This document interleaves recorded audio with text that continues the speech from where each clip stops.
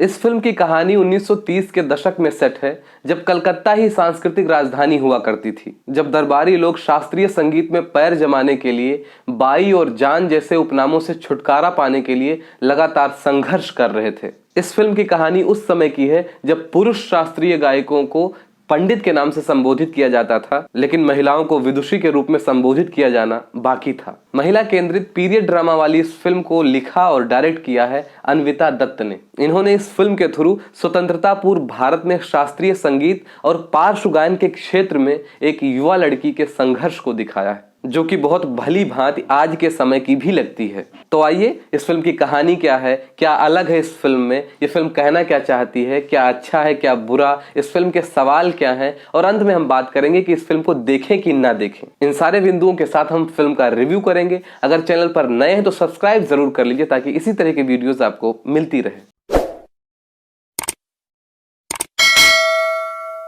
नमस्कार, the focal length में आपका स्वागत है। हम सीधे शुरुआत करते हैं अपने पहले पॉइंट कहानी से।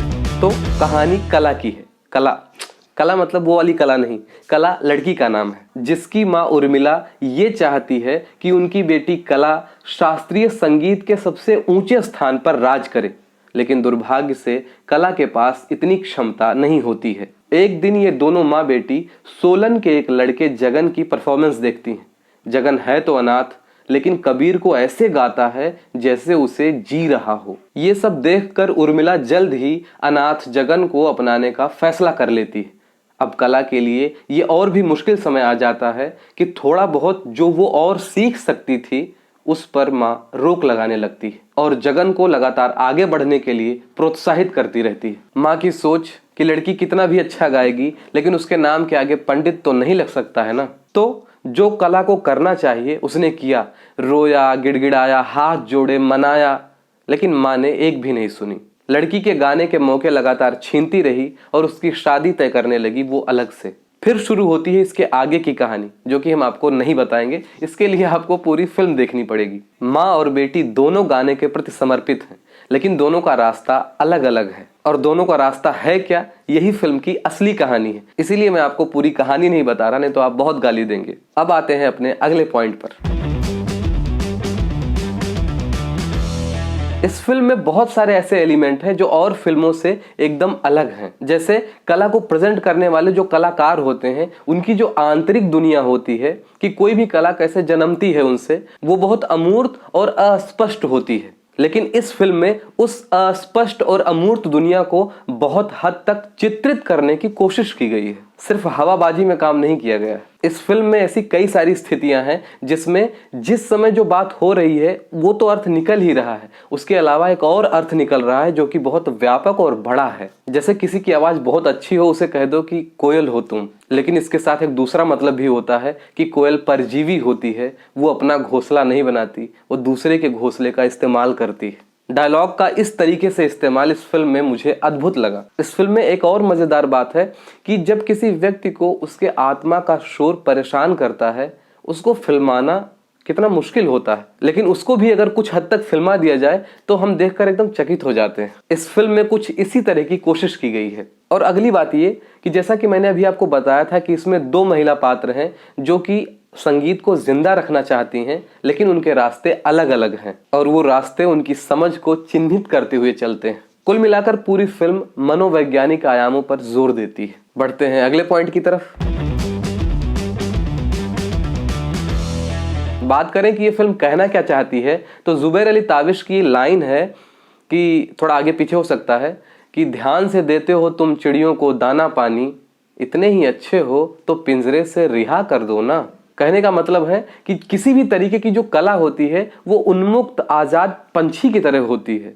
जो उससे प्यार करेगा वो उसके पास आएगी, जो रियाज करेगा उसके पास आएगी। उसको जबरदस्ती खरीद के नहीं लाया जा सकता है। और मान लो तुम किसी भी तरीके से ले भी आए तो पिंजरे में कैद करते ही वो पंछी पंछी नहीं रह जाता है, वो एक ऐसा जानवर हो जाता है जिसकी मदद करने वाला कोई नहीं है कि उसे छोड़ के आकाश में उड़ा दे। क्योंकि फिर मैं वही बात कहूंगा कि जो पंछियों से प्यार करते हैं वो उनके लिए पिंजरे नहीं बनाते। अगली बात जो फिल्म कहना चाहती है वो ये कि उम्मीद और वास्तविकता में बहुत फर्क होता है। हमें अपने वास्तविकता के साथ में ही उम्मीद को पकड़ने की कोशिश करनी चाहिए, क्योंकि हमारे अंदर महत्वाकांक्षा तो बहुत सारी चीजों की हो सकती है, लेकिन उसके लिए अपने कौशल को भी तो देखना होता है कि हम कितने काबिल हैं। उसके बावजूद अगर उसे जबरदस्ती से हथिया लिया जाएगा तो उस हथियाने वाले को वो परेशान कर डालेगी, हो सकता है मार भी डाले। मैं कोई सीन उदाहरण के लिए इसलिए नहीं बताना चाह रहा क्योंकि फिल्म की मूल कहानी खुल जाएगी, जो कि मैं करना नहीं चाहता। आते हैं अपने अगले पॉइंट पर।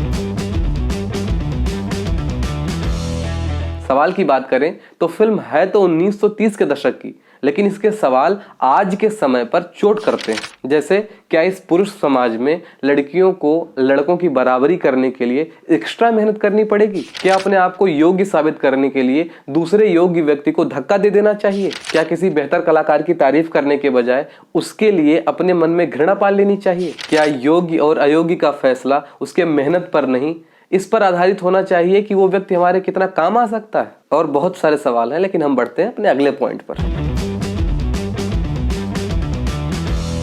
सबसे पहले बात कर लेते हैं कि इसमें बुरा क्या है जो कि और फिल्मों से इसमें कम है। 3 निकाले हैं मैंने। पहला, जैसे जैसे पटकथा आगे बढ़ती जाती है वैसे वैसे वो ढीली पड़ती जाती है। दूसरा, कि सेट को इतना लेविश बना दिया गया है कि लगता ही नहीं है कि इंडिया हम देख रहे हैं, इसको कुछ कम करा जा सकता था। और तीसरा, कि कला का जो अपनी माँ के संबंध में दरार है, उसके पीछे जो वजह बनाई गई वो थोड़ी सी कमजोर लगती है, उसको थोड़ा और मजबूत बनाया जा सकता था। हालांकि मैं इस बात को एक्सेप्ट करके बोल रहा हूँ कि ये बात मैं 2022 में बोल रहा हूँ, वो कहानी 1930 के दशक की है। और एक बुराई बोनस में बता दे रहा हूँ कि इस फिल्म में जो अभिनेत्री लीड कर रही थी वो बहुत अच्छा काम कर सकती थी, लेकिन उसने अपने आप को बहुत हद तक समेट लिया है। बात करें अच्छाई की तो कैमरा बहुत अच्छा था, सिद्धार्थ दीवान जी ने बहुत अच्छा शूट किया। पुरुष प्रधान समाज में जो लड़कियों की स्थिति होती है वो सतही लेवल पर नहीं दिखाई गई है, बहुत अच्छे से और गहराई में जाकर दिखाया गया है। इस फिल्म की कलर स्कीम बहुत प्यारी थी, चाहे घर के अंदर का हो या बाहर का। बाबिल खान ने अच्छा काम किया है और अनुष्का शर्मा की छोटी सी एंट्री बहुत अच्छी थी।